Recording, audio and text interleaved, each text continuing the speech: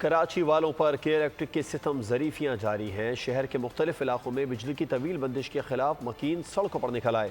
शहरियों का कहना है कि कोई तो हो जो इस जालिम के इलेक्ट्रिक से निजात दिलाए।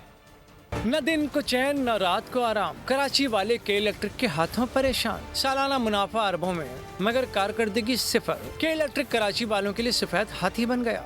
मामूल की लोड शेडिंग अब तवील बंदिश में तब्दील। शहर का बड़ा इलाका बिजली से महरूम रहने लगा। Liaquatabad, Eisa Nagri, PIB colony, Nazimabad, new Karachi, Malir, Martin road समेत कई इलाकों में 12 से 15 घंटों की लोड शेडिंग जारी है।